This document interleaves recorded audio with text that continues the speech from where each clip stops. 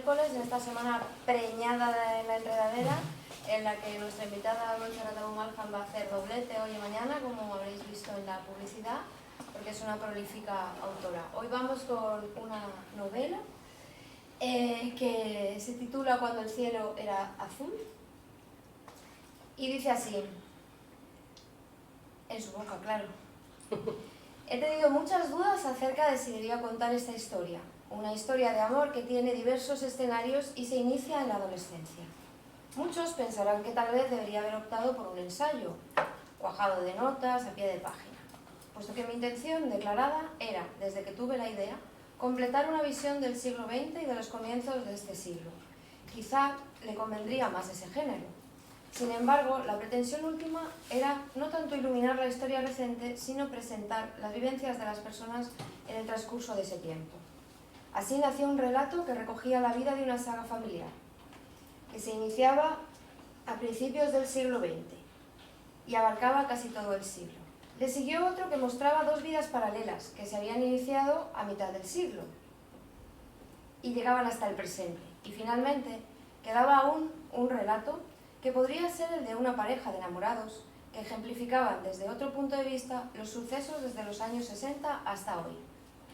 Todos estos relatos tienen algunas cosas en común, comparten espacios físicos, los personajes pertenecen a ese grupo de personas que por razones diversas se ven abocadas a dejar su lugar de origen y que viven en la añoranza de su tierra. También se dan en el trasfondo de las peripecias de los personajes elementos ajenos a su voluntad.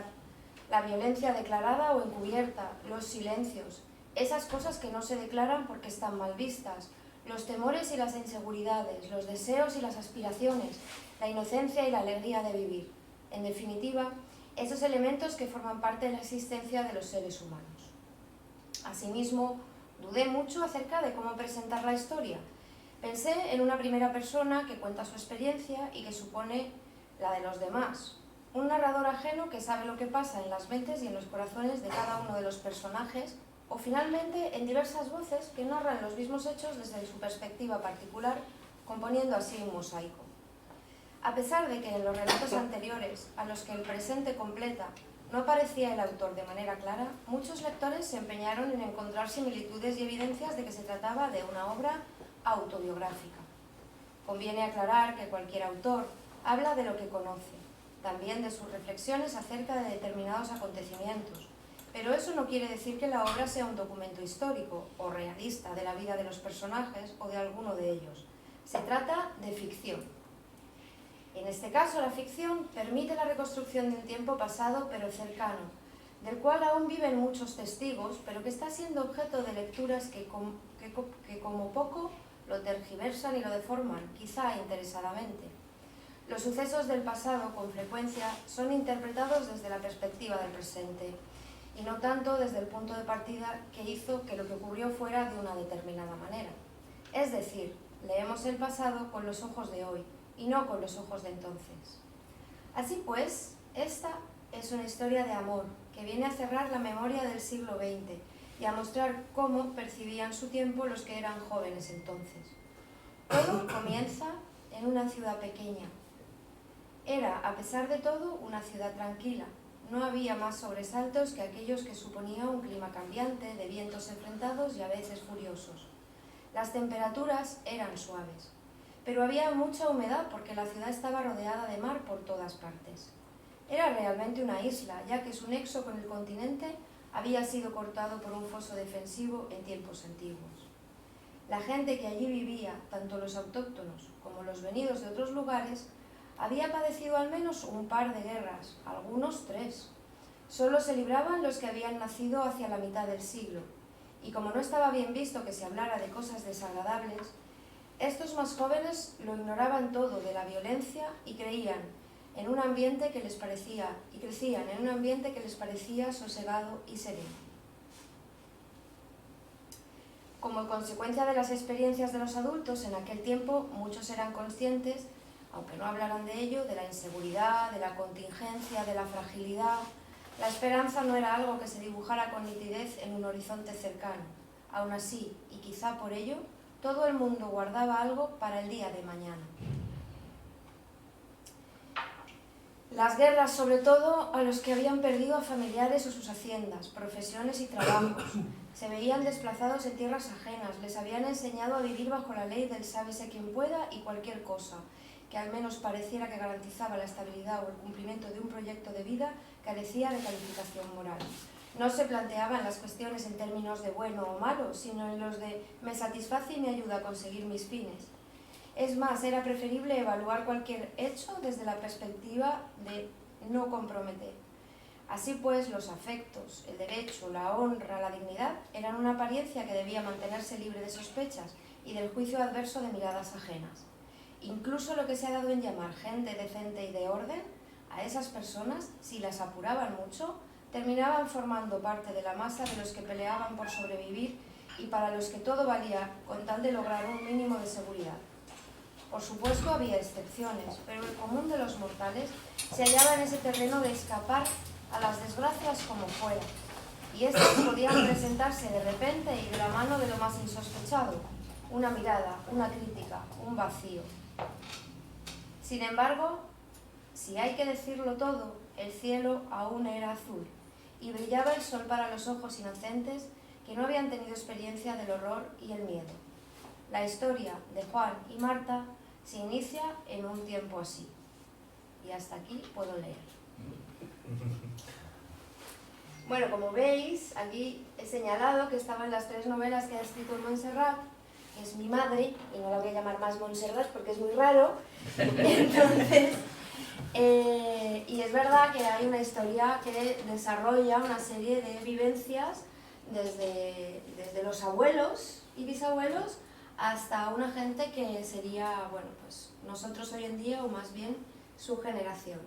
Y en esta novela, pues, culmina con una reflexión de la vivencia más directa, aunque no sea autobiográfica y sea ficción. Aunque a veces no me parece, ya te lo digo, que me sé muchas historietas.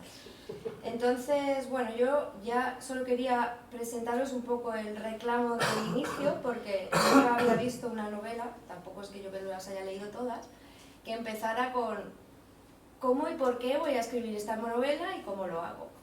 Y directamente entra en la historia. Y bueno, a partir de ahí salen estos dos personajes. Entonces yo quería preguntar lo primero,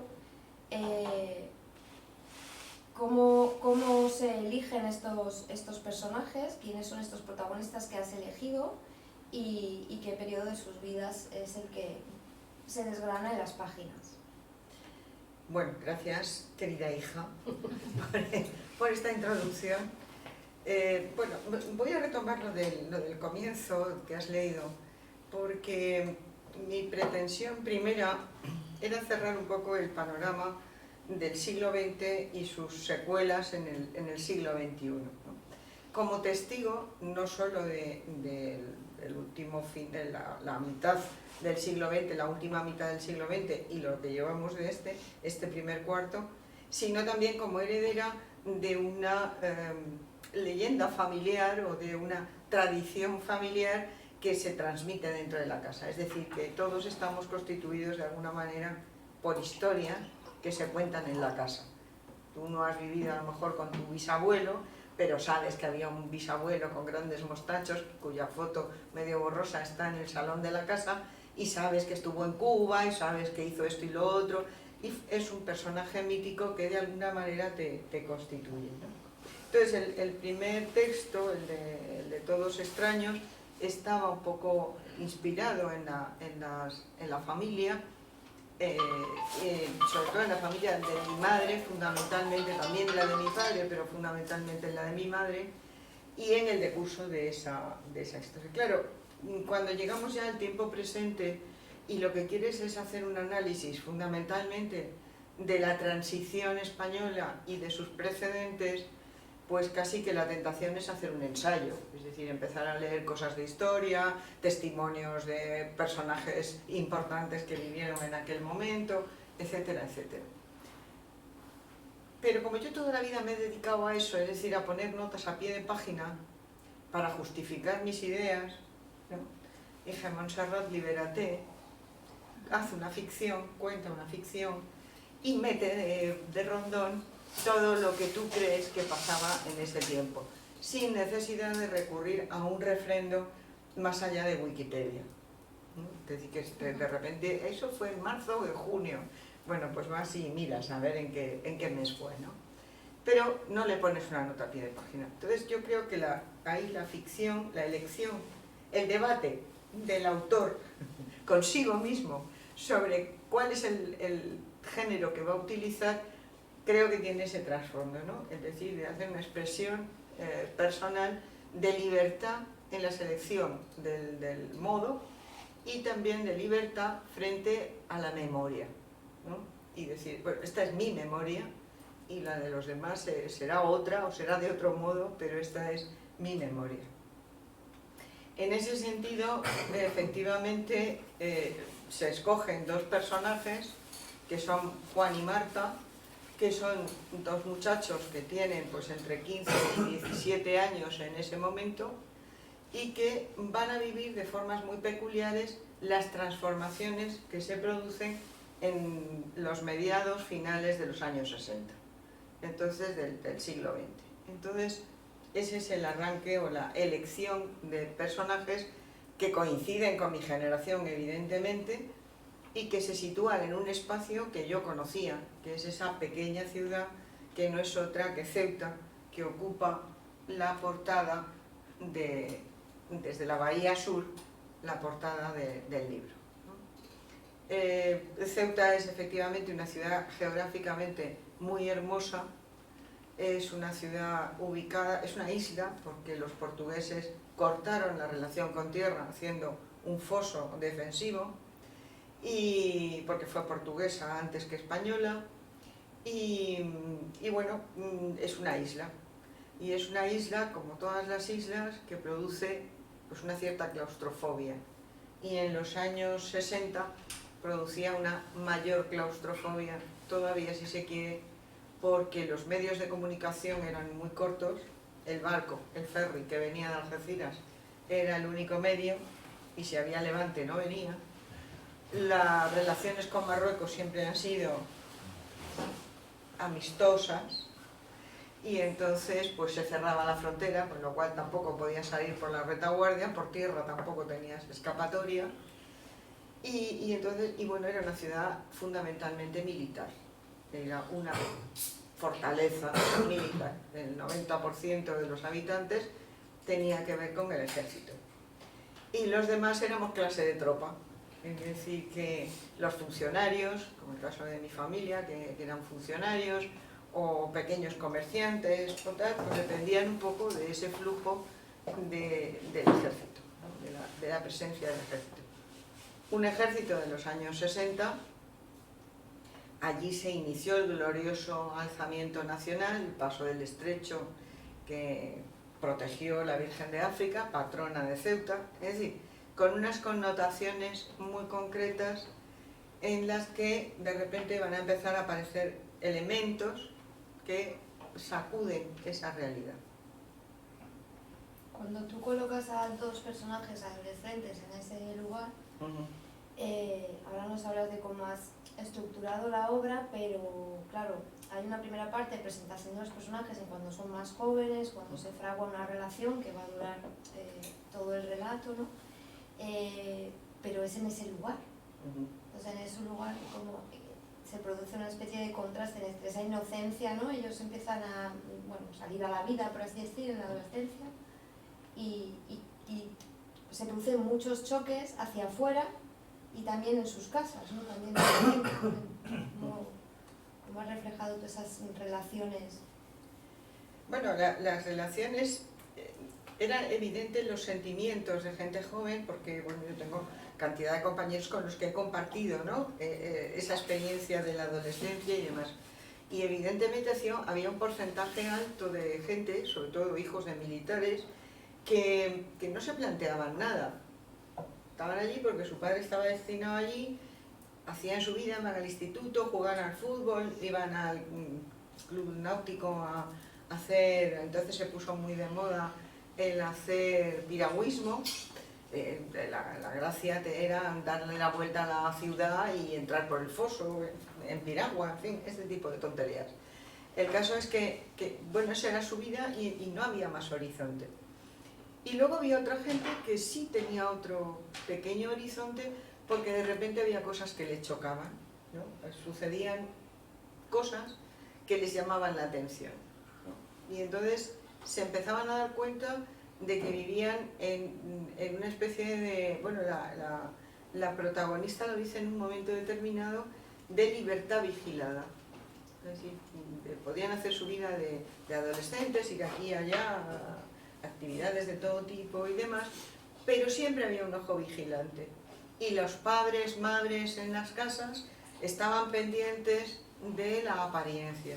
Es decir, cuidado que la niña o el muchacho no se ponga en una situación comprometida que entre en las hablas de los vecinos o de los conocidos o de tal.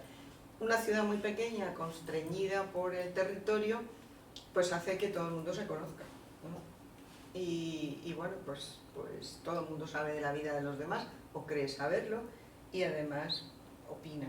Le interesa y opina. Opina del asunto.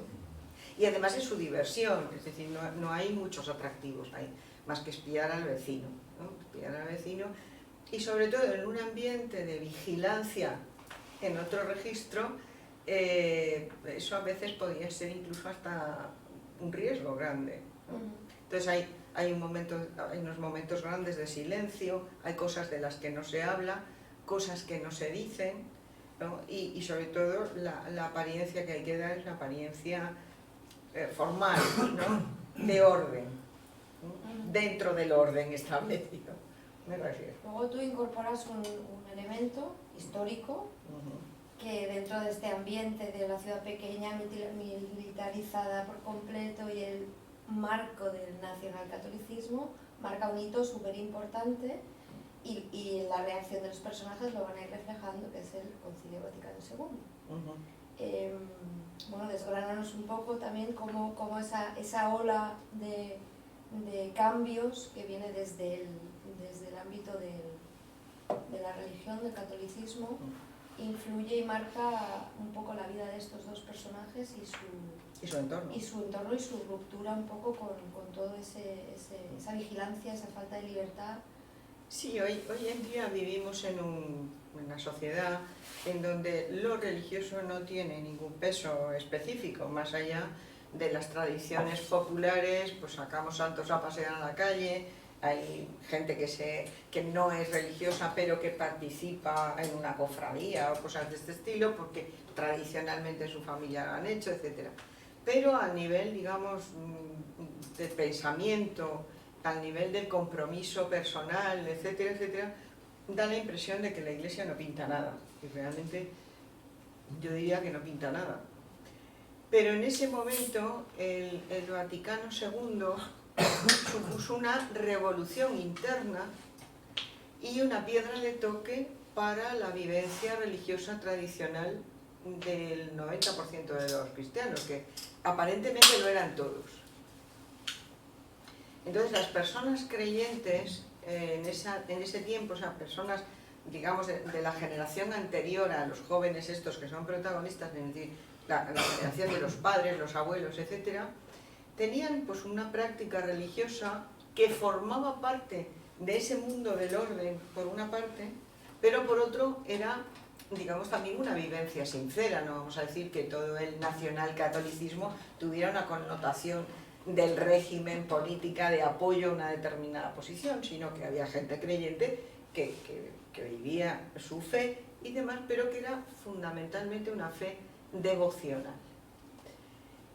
Podríamos decir que una fe de cara a su propia conciencia interior y a una práctica externa común. Por otra parte, pensad que antes del Vaticano II las celebraciones religiosas eran en latín, de forma que la gente iba a la iglesia y no entendía nada. De vez en cuando el cura se volvía y decía aquello de Dominus Vobiscum, y los listos ilustrados decían cum spiritu tuo, y ya para de contar, o sea, era ese todo su latín, ¿no? Entonces la religión o la religiosidad se basaba fundamentalmente en la homilética, Es decir, el sermón de la misa del domingo, la misa mayor, que así se llamaba, que era el lugar de encuentro de todo el mundo y de vigilancia a los que iban y a los que no iban, lo cual marcaba a determinadas personas, pues esa era la información religiosa que recibían. Pensad, por ejemplo, que la educación religiosa, incluso en colegios confesionales y demás, pero la educación general, a los niños lo que se enseñaba era, por una parte, el catecismo, que bueno, yo tengo una anécdota de un amigo que decía que a él le habían enseñado los artículos del café. Lo que decía él, el catecismo eran los artículos de la fe, ¿no? Pero muchachos había entendido lo que había entendido, tenía 7 o 8 años y eso era lo que había entendido. Bien,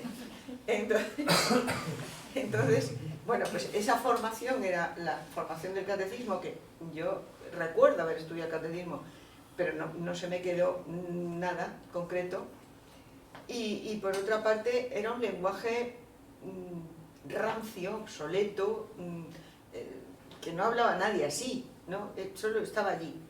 Y la otra información religiosa era la de la llamada historia sagrada, que era como esas ediciones para niños de las 1001 noches.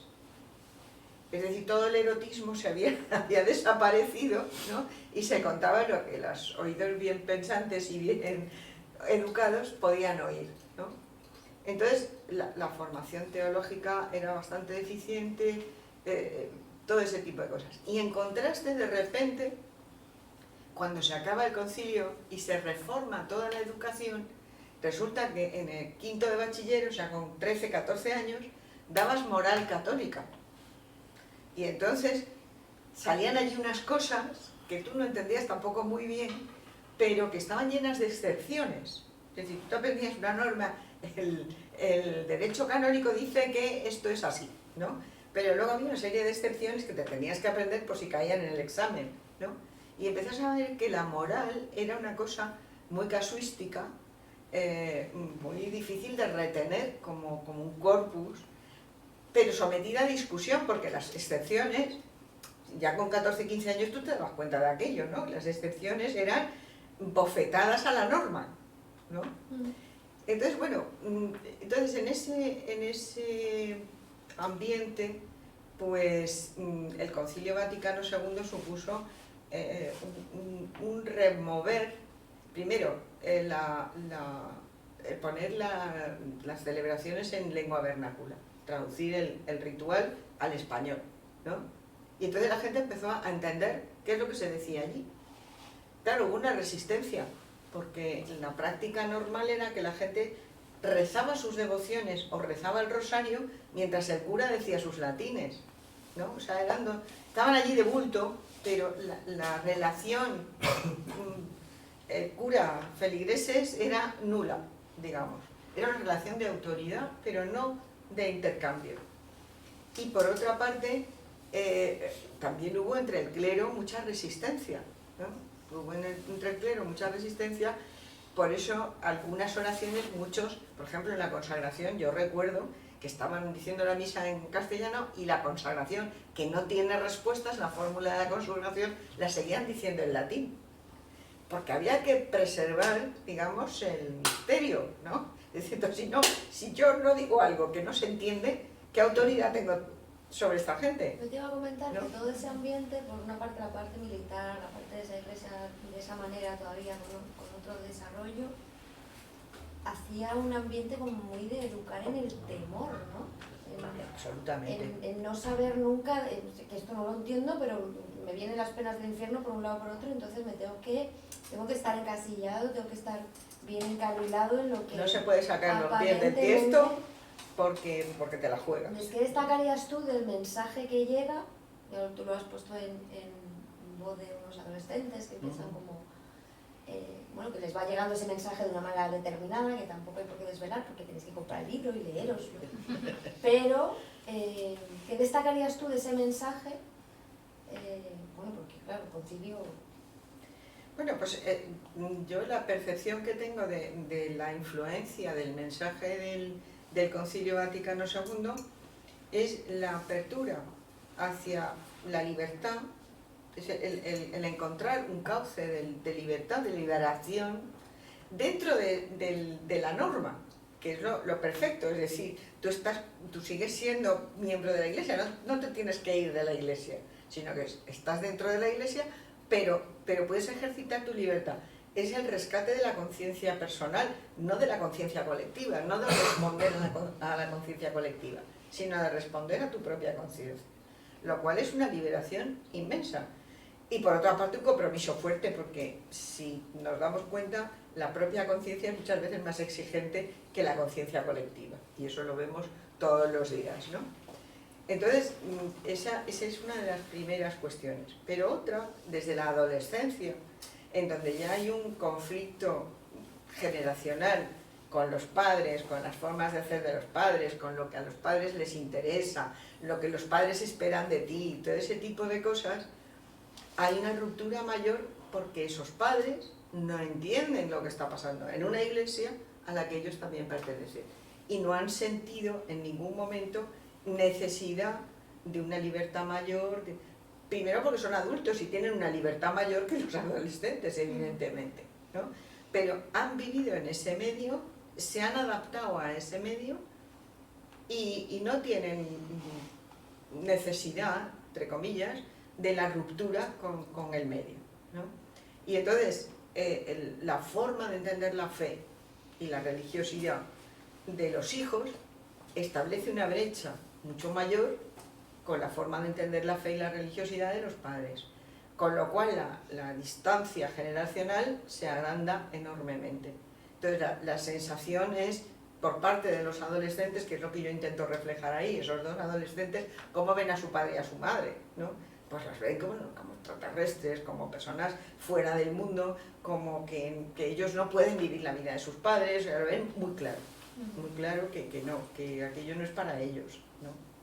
Que el mundo les reclama de otra manera. Hablas de adquirir la conciencia personal, pero también hay un momento en que el personaje de Marta, que es como la narradora principal de toda la historia, aunque incluye también a Juan, empieza a notar también como lo que tú llamas ahí la conciencia de clase. Empieza a ver como que dentro de donde ella se mueve también hay contrastes en función de esa realidad socioeconómica, pero también se refleja dentro de ella, y no sé si reflejas mucho que entre en contraste también con el hecho de que es una chica. Y de que también hay toda una conciencia de que esto es diferente y de por dónde salgo yo, por dónde encuentro mi libertad siendo una chica.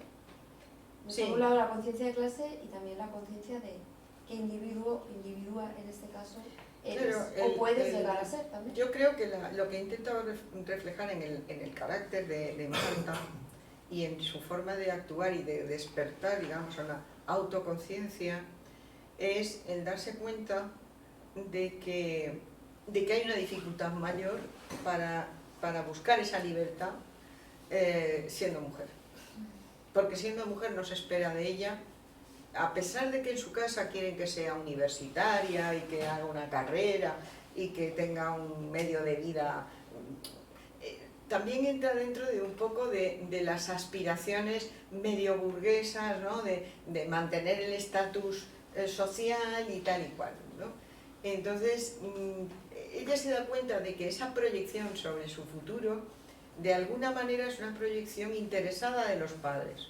O sea, los padres quieren que su hija brille, ¿no?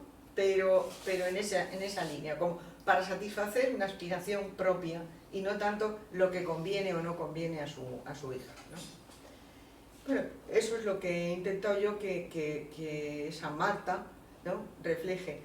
Y esa Marta se debate entre lograrlo por ella misma o tener un príncipe azul, ¿no? Alguien que la rescate. Y entonces, bueno, el entorno además hace que las mujeres se planteen la vida con un señor, no por su cuenta. Entonces, ella está en esas dos aguas, ¿no? de quiero ser libre, pero me tengo que buscar un rescatador, me tengo que buscar un príncipe azul que me monte en su caballo y me lleve de aquí, porque yo sola no voy a poder salir de aquí, ¿no? Esa es la tensión interna, que ella no es consciente tampoco de esa tensión interna, pero que es la que vive, es la que vive. ¿Y cómo has estructurado el libro? ¿Qué nos esperamos? ¿Cómo se desgrana la historia o cómo las...? Bueno, el libro tiene 3 partes, no tiene capítulos, tiene 3 partes y un epílogo. Después de esa confesión primera del autor, ¿no? /A, o sea, yo, sobre qué tema escoger, pues he escogido 3 episodios concretos que marcan la vida de estas personas. Primero, su relación personal, el entorno que los rodea, caracteriza ese entorno. El segundo episodio, la segunda parte, es una parte, digamos, de la apertura de Marta en razón de que se va a estudiar a Madrid y entonces no solamente se le había abierto ya un mundo diferente, distinto del de sus padres, sino que llega a una facultad en donde hay una efervescencia loca y sobre todo una efervescencia a partir de gente religiosa, o sea, es decir, gente religiosa que empieza a constituir los primeros partidos clandestinos y tal, muchos de ellos pues curas, muchos muchachos que habían estado en seminario y que de repente se ponen a estudiar una carrera civil, como se decía entonces, y entonces esa gente tiene una conciencia de clase, tiene una conciencia social que arranca del concilio, ¿no? Y empiezan a tener una preocupación por las desigualdades, por la opresión, por la vigilancia y demás. Piensa que ella llega a una facultad prácticamente en el mayo del 68, poco después del mayo del 68, es decir, con los grises a la puerta, con los caballos corriendo por el campus, con la gente tirando pasquines y corriendo delante de los guardias, etcétera, etcétera. Entonces entra en una dinámica de pandilla, de grupo de amigos, y eso va a marcar un poco su realidad, ¿no? Es decir, va a tomar una conciencia mucho más firme, mucho más clara, ¿no? Tal, pero siempre apoyada en una vivencia religiosa, ¿no?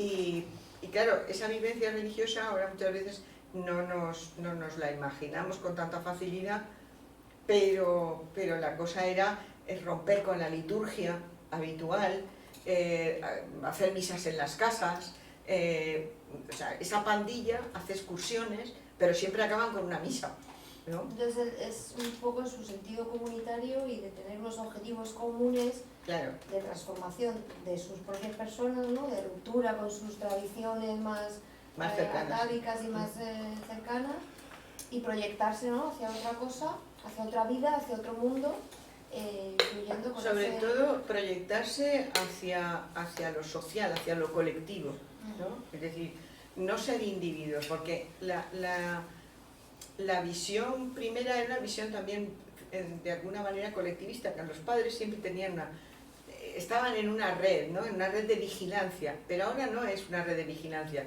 ahora es una red solidaria, o sea, es una red de igualdad, ¿eh? Es una red de contar con el otro porque el otro es como tú, y si tú tienes una dificultad el otro también la tiene, entonces tienes que interactuar con él. Es decir, empiezan a crear una conciencia de pertenencia colectiva y de responsabilidad colectiva.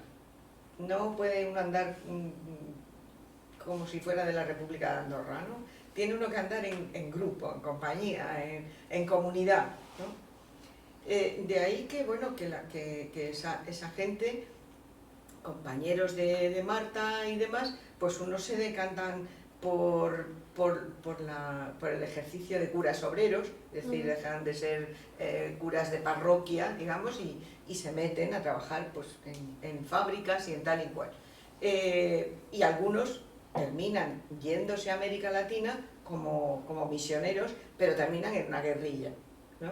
Es decir, que hay un conjunto de gente que, empujada por un nuevo espíritu evangélico, rompe con las normas, ¿no? Y luego se encuentra contradicciones más allá también. Pero claro, ¿no? Luego arrancan de ahí. Claro, arrancan de ahí y bueno, pues el lema ese profundo del Vaticano II, de la Iglesia de los pobres, lo hacen suyo, ¿no? Lo hacen suyo y lo mantienen. En la presentación que hicimos en Ceuta, uno de los asistentes me decía que sí, que estaba que se sentía muy reflejado en ese asunto y tal.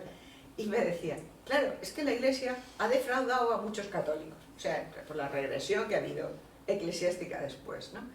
Y entonces ha defraudado mucho, por eso hay tanta ONG, ¿no? Y de alguna manera tenía razón, o sea, es una visión quizá un poco reductora, pero tiene sentido, ¿no? Es decir, gente que a través de la acción de la Iglesia quería establecer formas de igualdad, de solidaridad y de tal, llegó un momento que la propia Iglesia lo defraudó, no le dio cauce para eso, ¿no? Y sobre todo después de un papa como Juan Pablo II, ¿no? Entonces ahí ha habido una regresión, una vuelta atrás, y entonces la transformación, digamos, formal fue de la Iglesia de los pobres, se pasó a ser la Iglesia de los pobres de espíritu, ¿no? Con lo cual queda desvirtuado realmente el lema, ¿no? Completamente. Y claro, por eso también mucha gente de esta no solo militaba en los barrios y en tal, sino que militaba en los sindicatos, empezó sobre todo en comisiones obreras. La comisiones obreras se llenó de curas, ¿no? Tanto es así que muchos decían, es que han sustituido a Dios por el secretario general, ¿no? Entonces, bueno, había una corriente de implicación con lo social muy fuerte, ¿no? Muy fuerte. Entonces seguía el segundo periodo en el que, de una forma azarosa, también Marta y Juan se vuelven a encontrar, ¿no? Entonces, de alguna manera retoman aquella vieja relación del comienzo. Y, bueno, pues no quiero destripar toda la novela, pero hay una tercera parte en la que hay un nuevo encuentro, ¿no? Un nuevo encuentro y un epílogo en el que Marta hace un repaso de todo lo vivido y sobre todo de qué significa la figura de Juan para ella, no tanto como persona a la que ha querido y como tal, sino como símbolo de su propia generación, como símbolo de ver el mundo de una determinada manera y cómo ese mundo ha cambiado, ¿no? Y de alguna manera pues conservar la memoria de ese muchacho como algo propio, ¿no? Ese es un poco el... Es que Juan nace un poco como personaje, aunque luego tiene mucha riqueza de personalidad, pero como personaje es como un antagonista, ¿no? Todo lo que Marta va viendo, va abriendo, tal, Juan siempre va como por otro lado, se queda más anclado en determinada tradición. No he leído la tercera parte en detalle porque no llego al final, aunque me he leído el final porque he hecho ahí un... pero él es un poco... Esto es lo que pasa con los hijos. Sí, Esto es lo que pasa. Que tú vas y escribes y ellos no se lo leen. Tú lo escribes pensando que se lo lean. Aquí hay gente que lo ha leído que también puede contar cosas, así que cuidado, ¿eh? Pero sí me parecía que apuntaba un poco eso, que ella es muy protagonista todo el tiempo, él está presente en los encuentros y en la reflexión de ella. Y en la él es como, parte... como el otro personaje, sí, un poco antagonista en ese sentido, porque va un poco como más lento, ¿no? Sí. O sea, va como más refrenado, ¿no? Más recogido, ¿no? Más recogido, menos pasional, digamos, ¿no? que la figura de Marta. Pero cuando hay ese tercer encuentro, él ha hecho por su cuenta el recorrido, ¿no? Él ha hecho el recorrido. Y entonces una de las veces que hablan resulta que oyen la misma música, Joan Baez, por ejemplo, ¿no?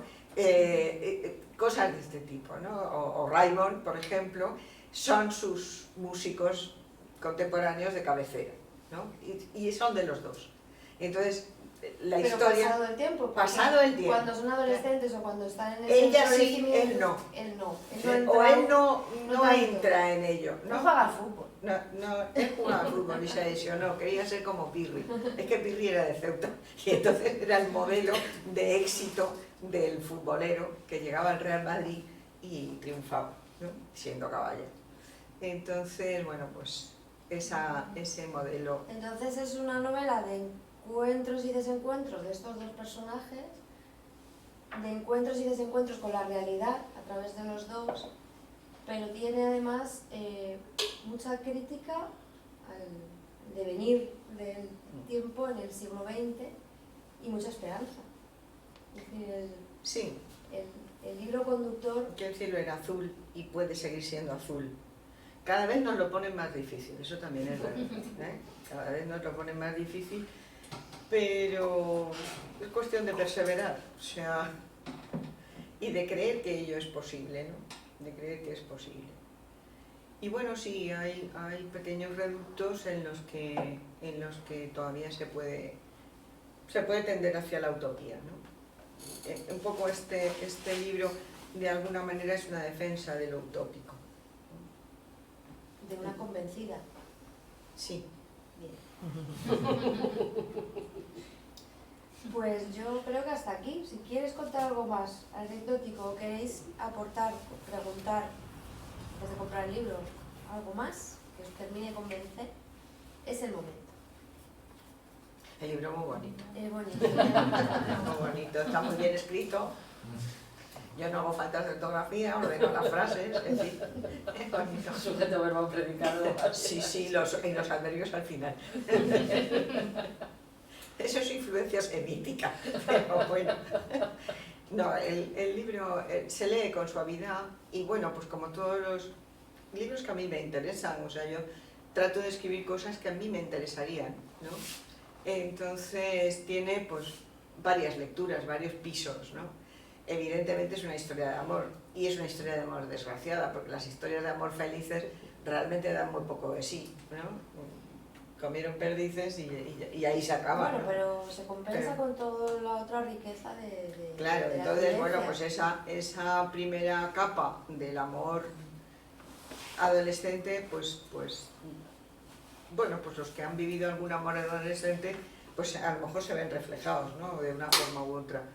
Luego esa vivencia yo creo que esa sí que es una experiencia muy bonita, y es la de la gente cuando es muy joven y bueno, tiene la vida más o menos resuelta, no vive en una situación de tensión absoluta, no percibe esas tensiones subterráneas, pues suele ser como muy inocente, muy alegre, muy de cara afuera, disfrutar con cualquier chorrada, ¿no? O sea, eso que hemos dicho muchas veces de los niños, ¿para qué le compráis tantos juguetes a los niños? Y luego con una caja de zapatos, un cordel van tirando de ellos y van felices.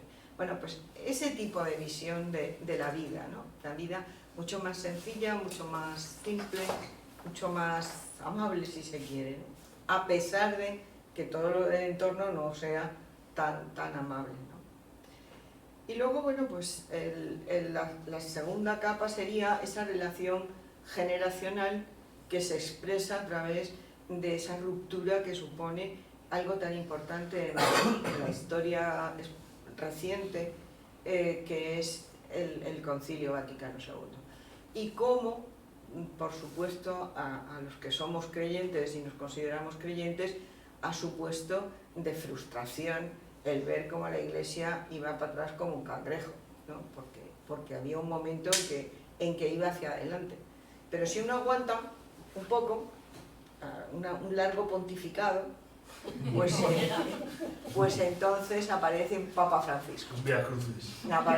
Efectivamente, aparece un Papa Francisco y dices, hombre, no es perfecto porque es argentino y eso siempre es un problema, pero tiene una contestación interior que refleja toda esa regresión que ha habido, ¿no?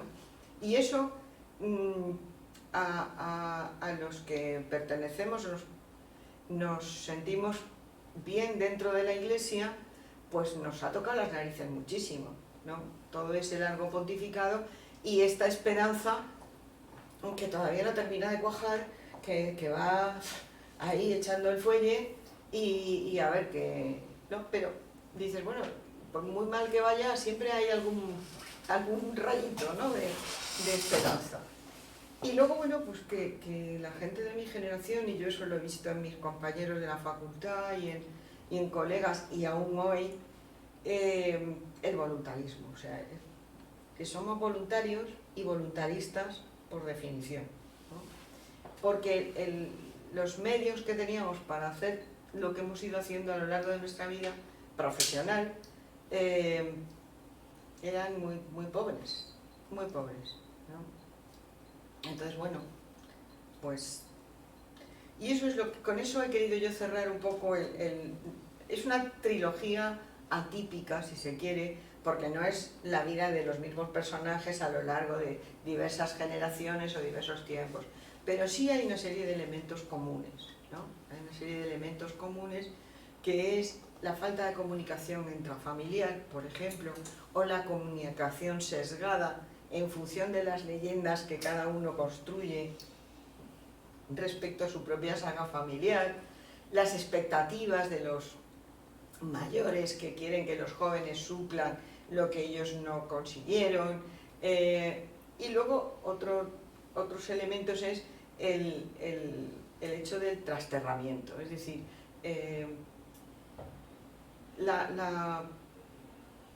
no sé, la coyuntura, la circunstancia de que casi todos los personajes emigran, es decir, o son emigrantes o se ven impelidos a emigrar a otro lado, ¿no? Y eso por una parte los descoloca, evidentemente, porque no son ni de dónde salieron ni a dónde llegan, pero sí les abre un horizonte que otros no han tenido, ¿no? Y entonces esa mezcla o ese estar en contacto con otras culturas, con otros espacios, con otras geografías, creo que es también un hilo conductor de estas historias, ¿no? ¿Y qué más? Pues que hay cosas autobiográficas, pues claro, evidentemente es una reflexión sobre un mundo que he conocido, ¿no? A mí la ciencia ficción me cuesta mucho trabajo. Bueno, y a modo de homenaje a Sor Modesta no le has cambiado ni el nombre. No, Sor Modesta es que Sor Modesta era un puntal en mi vida, hombre. Sor Modesta era igual que Gregory Peck, pero con toca. Era una mujer estupenda, y todavía vive. Tiene casi 90 y algo de años debe tener, y vive en Argentina, está en un convento del norte de Argentina. Entonces, me enteré hace poco, porque fue el centenario de mi colegio de monjitas. Pues yo primero estudié el bachillerato en las monjitas y luego fui al instituto. Y fueron también unos contrastes fantásticos, ¿no? Que también se reflejan un poco ahí, ¿no? Porque yo pasé de un colegio de monjitas muy austero y muy tal, pero con sus pañitos bordados encima de los estos, sus santos y limpios y tal y cual, y llegué a un instituto, el único que había entonces en Ceuta, que llevaba 20 años en construcción, o sea, que era el sitio más polvoriento y más cutre que os podéis imaginar, ¿no? Entonces además subiendo la escalera había un Sagrado Corazón que tenía unas flores de plástico en un florero que tenían unas telarañas como la de la casa de los Monsters, ¿no? Y yo recuerdo el primer día que subí aquella escalera y vi aquel santo allí rodeado de telarañas, me dio una depresión y yo dije, no, quiero venir aquí al colegio, qué horror. Pero bueno, luego me acostumbré. Y luego teníamos un pasillo en el que, según abrías la puerta, te caía un buitre encima, porque había una serie de vitrinas de taxidermia, pero el buitre no cabía en ninguna. Y entonces lo habían puesto encima de una de las vitrinas y según abrías la puerta, te caían las plumas del buitre encima de la cabeza. Y eso con 13 años te marca mucho. Y hay que escribirlo en algún sitio, porque o vas al psicólogo, o vas al psicólogo, o haces una novela, claro. ¿Qué remedio? Bueno, aquí hay alguien que lo haya leído ya. Posible, si lo acabas de traer. Bueno, Sí, pero yo sé que lo ha leído, que está ya apagada. Yo sí, ¿quién te ha escondido yo? yo lo he leído, ¿Tú lo has Me ha leído? gustado. Bueno, a ver, di algo. ¿Sabes lo que pasa? Que lo que has hablado de que las historias se entrelazan, como lo he leído... O sea, sí me acuerdo, me ha gustado y tal, pero se me mezclan de vez en cuando, o sea, sobre todo el segundo y el tercero. De repente digo, espérate, Porque ¿cómo es la parte? hay voces como que se repiten. ¿Te hablan de lo mismo. refieres de los libros? De los Sí. distintos libros. Ah, De sí. Trapos y de pero este sí, hay Claro, ¿sabes? en Como Trapos y en mimo, este hay mima. cierta... más intercambio. Sí. Entonces, y bueno, el que me haya llamado la atención me gustó lo de Ceuta, o sea, me gustó la parte porque no conozco esa sensación, o sea, por exótico para mí, quiero Eso es lo decir, malo. por diferente, Sí.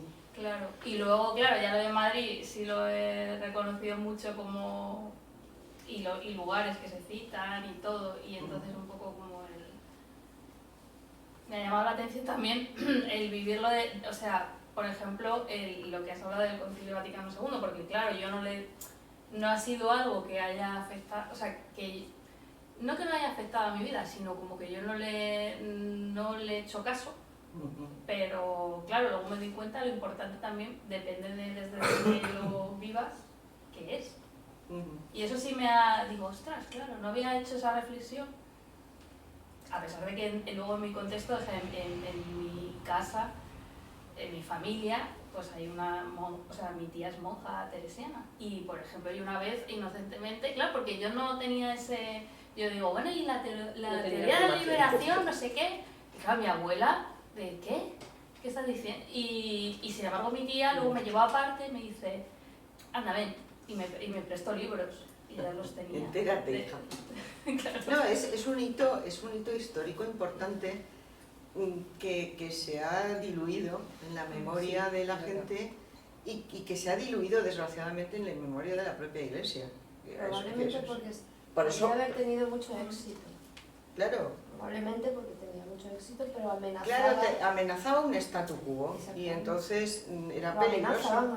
Bueno, la represión a la teología de la liberación duraba el taller por la tarde. O sea, claro, decir, exacto. Claro, Bueno. entonces, y bueno, pues eso. Claro, y la perspectiva es muy distinta, ¿no? La perspectiva desde aquí, donde ha habido una laicización muy fuerte, pero equilibrada de alguna manera, ¿no? O la realidad, porque había también una nivelación social, o sea, a pesar de las diferencias y de los ricos son cada vez más ricos y los pobres se comen los mocos y todo ese tipo de cosas, hay una masa de gente que, bueno, que no está en las condiciones en que estaba la gente en los años 50, ¿no? Sobre todo en el medio rural, por ejemplo, ¿no? O sea, que ahí ha habido materialmente un avance, pero ese avance, por ejemplo, no se ha producido, por ejemplo, en América Latina. Claro, ¿dónde florece la teología de la liberación? Pues en América Latina. Y como me decía mi monja favorita de Guatemala, me decía, ay no, es que acá no tenemos más remedio que ser de izquierdas. O sea, era como una maldición, pero había que ser de izquierdas, ¿no? Entonces, claro, es que aquello es urgente, o sea, y lleva siendo urgente mucho tiempo, ¿no? Entonces, bueno, pues, y yo creo que habría que retomar un poco esa conciencia. Yo recuerdo en la universidad, ¿no?, que la gente más militante era gente que, bueno, alguno de vosotros habrá oído hablar, las misas en la capilla universitaria, al lado de donde está el pirulí ese de la Moncloa ahora, allí detrás del, ¿cómo se llama aquello? El Museo de América. Sí. El Museo de América, al lado, hay una iglesia que era la capilla universitaria. Bueno, aquello era un centro de subversión dentro de las misas. O sea, que aquello, allí íbamos todos a respirar revolución como Dios manda, nunca mejor dicho, ¿no? O sea, claro, entonces eso, bueno, pues gente ya le digo, de gente de comisiones, gente del PC, gente del PT, gente de un partido maoísta que había, que ahora un partido de trabajo, ORT. Estos eran más beatos, pero más beatos que nadie, ¿no? Y claro, era una piedra de toque, para la vivencia del cristianismo, del evangelio, tal, de los que eran más tibios o de los que seguían, digamos, con el cura de misa y olla, ¿no? Entonces, aquello era un revulsivo, ¿no? Y bueno, pues fue una época muy interesante, de mucho crecimiento ideológico y sobre todo de mucha puesta en práctica. Es decir, no hablar por hablar, no toreo de salón, ¿no?, sino bajar al ruedo y mojarse. ¿Y por qué crees tú que eso se ha desaparecido? Pues porque eso es difícilmente controlable. Y entonces la Iglesia tiene tuvo miedo. No, ya de- no me refiero esa solamente libertad. a la iglesia, que por supuesto tiene sus garantías y tal, sino quiero decir, en la masa social, que nunca fue tal, quiero decir que no es que fuera una mayoría haciendo eso, sino una... No, porque la gente Teoría, se acomoda y pero luego por otra parte claro. tenemos un bombardeo neoliberal y neocapitalista que entra mucho que mejor. que entra cualquier mucho otra mejor cosa. si tú puedes tener un coche más grande. ¿No has visto lo de Valencia? Lo de Valencia es una cosa terrible, ¿de acuerdo? Pero que la gente, lloviendo a mares, lo que piense es en sacar el coche del garaje para que no se inunde el garaje, eso da idea de cómo hemos empobrecido nuestra mentalidad, de cómo hemos desligado incluso el instinto de conservación. Hemos perdido el instinto de conservación. Es una cosa terrible, es una cosa terrible, ¿no? Entonces, bueno, y todos caemos en la cosa. O sea, yo me recuerdo, Luis se acordará, de no sé cuál de las crisis que hemos vivido, económica, que entonces decidimos que íbamos a reducir gastos en casa, porque aquello era una vergüenza, nosotros podíamos permitirnoslo, pero el mundo estaba fatal y teníamos que ser solidarios y tal y cual. Empezamos a hacer la lista de la compra. Y lo más que conseguimos fue, en vez de comprar magdalenas, ¿cómo se llama esto? Palmeritas pequeñas y galletas, solo comprar una de las tres cada vez que íbamos a la compra. Y digo, mira, o sea, no van a dar con algo en la cabeza, porque es que te dejas llevar, es que frenar y decir, vamos a ser sensatos, ¿no? Es muy difícil. Y no ya es una cuestión ideológica, sino de sentido común. Pero claro, también es verdad que ahora los detentadores del sentido común son todos los del PP. En cuanto argumentas algo, te dicen, no, porque el sentido común, y digo, bueno, pues será el suyo, de usted, porque el mío no dice eso, pero bueno. Pero aún así te mantienes optimista, dices. Ahí no Sí, te sí. o no te permites no serlo. No me permito no serlo. No te permites No no me serlo. permito no serlo. Eso es. No, porque Sí, sí. a mí me Sí, sirve sí. mucho también ir a América, a Centroamérica, cada año, ¿no? Porque aquello sí que es horroroso, horroroso de todo punto, ¿no? Y aún así, ves que la gente espuma, que la gente se ubica, que nuestras niñas van para adelante, no todas, desgraciadamente, pero hay, ¿sabes? O sea, que el ser humano es, ahora se dice resiliente, ¿no? Exacto. Esto mismo, Moderna. esto es mismo, ¿no? Es decir, somos resistentes e inasequibles al desaliento. No todos, porque hay quien se deja llevar, hay quien se suicida, hay quien se da a las drogas o al alcohol y hay quien espera que le toque la lotería. O sea, hay muchas formas de suicidio, ¿no? Pero sí hay mucha gente resistente, ¿no? Hay mucha Mari gente Carmen lo llama resistente. topalantismo. ¿Quién? Topalantismo. Sí, es una corriente no muy difundida, No, la suya. pero fundamental. Todavía. Dame el carnet. Topalantismo. No, sí. Está muy bien. Sí, porque a ver, o sea, no, y además yo lo que observo, claro, yo no había vivido en los últimos casi 50 años, no había vivido en una ciudad pequeña de provincias, ¿no? He vuelto a mis raíces, no exactamente, pero he vuelto a vivir en Murcia, ¿no? Y entonces, que hay pesimistas oficiales, o sea, que hay una pose pesimista, ¿no? Tengo un amigo poeta, sediciente poeta, que todo es negro, que todo es horrible. Qué aburrimiento, ¿no? Y digo, no sé cómo puede... Pero luego, con perdón de la expresión, pierde el culo por estar en todos los saraos. Y digo, no te das cuenta, y es que es muy mayor ya, o sea, quiero decir que es mayor que yo. Y digo yo, este muchacho no se dará cuenta de que no se puede ser tan tonto siendo tan mayor, que lo mínimo que se puede esperar de un viejo es un mínimo de sabiduría y de equilibrio. Digo yo, ¿no? Entonces, pero me doy cuenta de que hay gente que es pesimista por oficio, porque es una pose, es un modo de estar, ¿no? Y yo he decidido que voy a ser optimista, caiga quien caiga. Y ahora topalantista. Sí, porque yo considero que he llegado a una cierta sabiduría. O sea, pareceré pedante o pagada de mí misma, no me importa, pero es verdad. Yo lo noto, o sea, tú no lo notas, pero yo lo noto.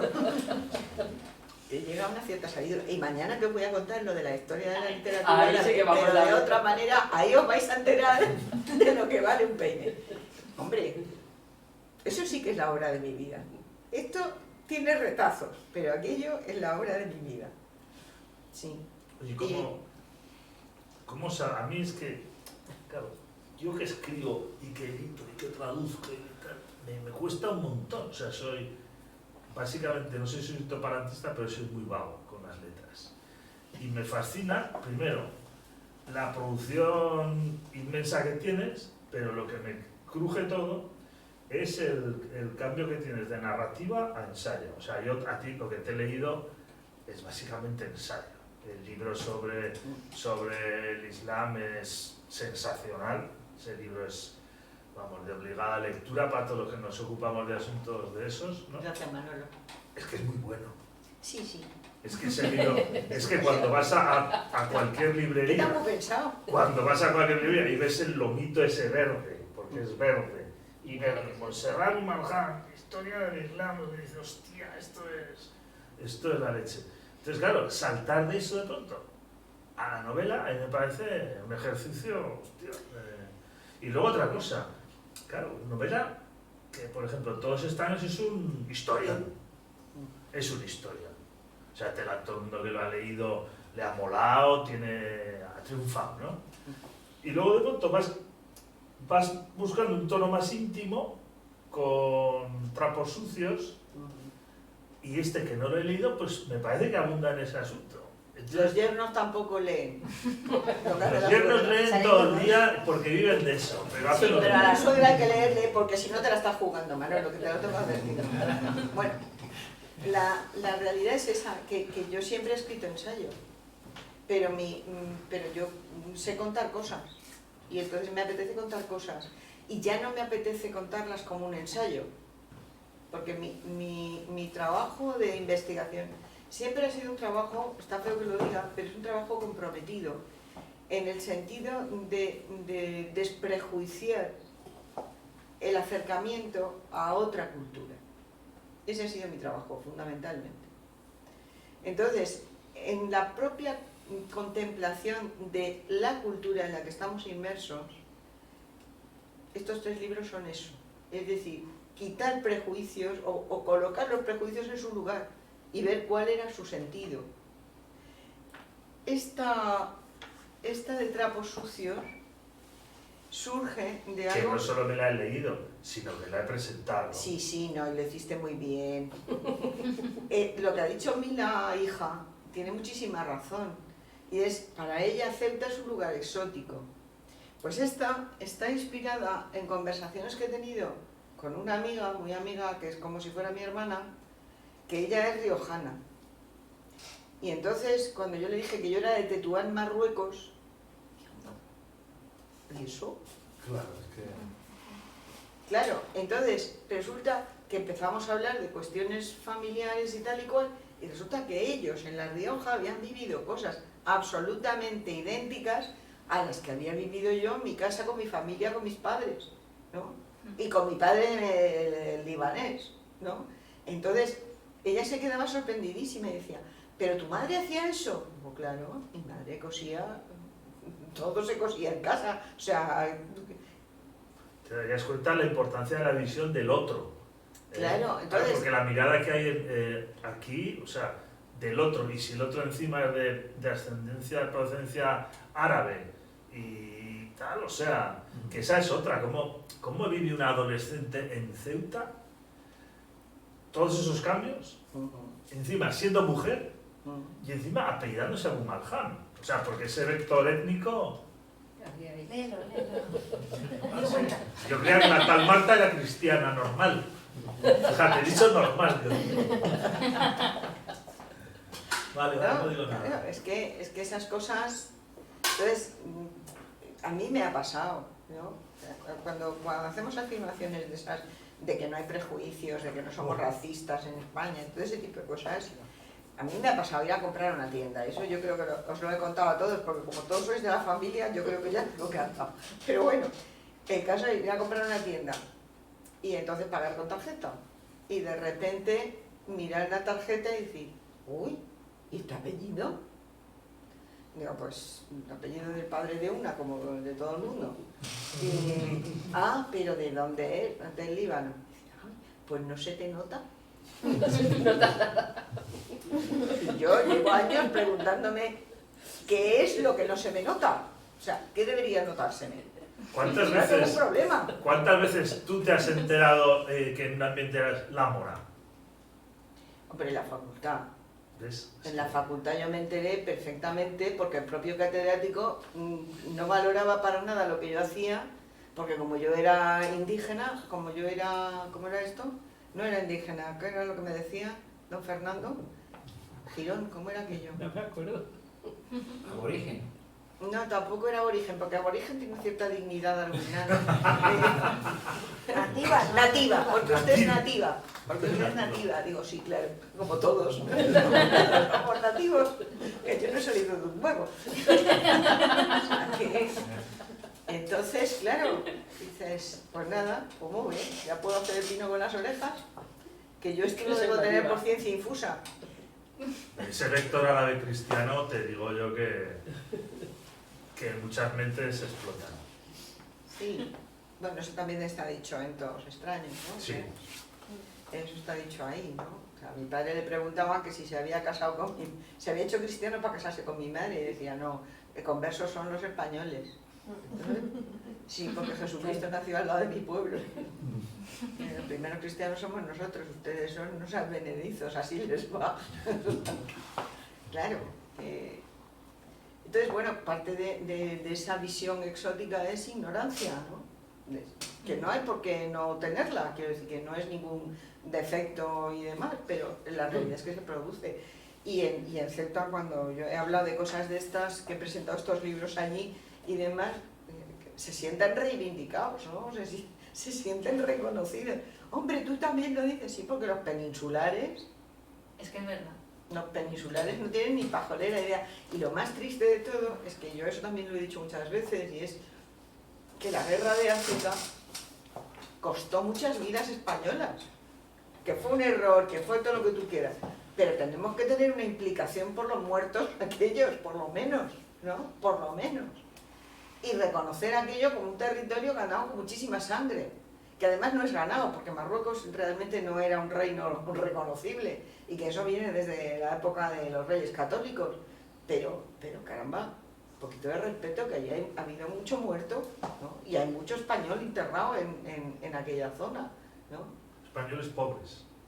No, y españoles ricos, hay españoles de todo tipo, porque además era una tierra de promisión, y era una tierra de promisión cercana, porque la gente emigraba como chinches a América, y la gente emigraba al norte de África porque aquello era una tierra que podía tener futuro, ¿no? Entonces, ¿no? Y hay gente que se hacía industriales y que tenían industrias y que levantaban emporios de riqueza y que morían allí. Y de hecho yo ahora estoy en una red de asociaciones de nacidos y residentes en el Protectorado Español de Marruecos, y son unos auténticos enamorados de aquello. Y claro, cuando hablan con otra persona que, claro, dice, no, es que a mí me gusta hablar contigo porque yo aquí, como no tenía ninguno, todo el mundo me miraba como si yo hubiera salido como un hombre de la tierra, ¿no? Y es verdad, porque ninguno de nosotros tenemos redes familiares extensas, porque hemos sido gente dispersa, ¿no? Entonces, como no tienes parientes, como tu pueblo está allí en un sitio que debe haber hasta leones, entonces a mí me han llegado a preguntar, ¿tú cuando ibas al colegio había leones? ¿No pasabais miedo? Yo los leones, por cierto, los veía en el circo y olían fatal. O sea que... Entonces hay una construcción, pero es una construcción que pasa con todo el mundo árabe, con todo lo árabe, y no pasa con otros lugares. No pasa con otros lugares. O sea, el desprecio infinito que hay a lo árabe islámico, en general, frente al budismo que se importa, y todo el mundo hace budismo zen, porque es muy fashion y muy bien, muy bonito. Es dificilísimo entender el budismo. es dificilísimo, porque es una mentalidad, una cultura, una forma de ver el mundo tan alejada como meterse en el shintoísmo, ¿no? O sea, son gente muy distinta de lo mediterráneo, de lo de por aquí, ¿no? Y bueno, pues entonces resulta que hay solo 3 monoteísmos que salen todos del mismo sitio y resulta que son los 3 iguales. Y eso no los entendemos. ¿Por qué? Porque se parecen. Se llevan mal los de Tomelloso con Villanueva de los Infantes. Claro. Cuanto más te pareces, peor te llevas. Y eso es así. Y bueno, pues eso. Yo a mucha gente le he dicho, no, yo no me siento exótica. En mi casa era normal que unos hablaban catalán, otros hablaban árabe, de vez en cuando hablábamos francés y el resto del tiempo español. Y era lo más normal del mundo. Raros sois vosotros que no habláis más que panocho. No habláis más que panocho los murcianos. En fin. Bueno, pues eso. Guárdalo para mañana. Sí, no, mañana hay material. De mañana ya hablaremos. Hay más material, mañana. Mañana ya hablaremos. Bueno, gracias a todos por, una vez más, por acogerme en la enredadera y por venir y darme la oportunidad de ver caras amigas y cercanas. Y bueno, pues espero que os entretenga la lectura de esta novelita, pues que os resulte amable. Marjaba. Marhaba bikum.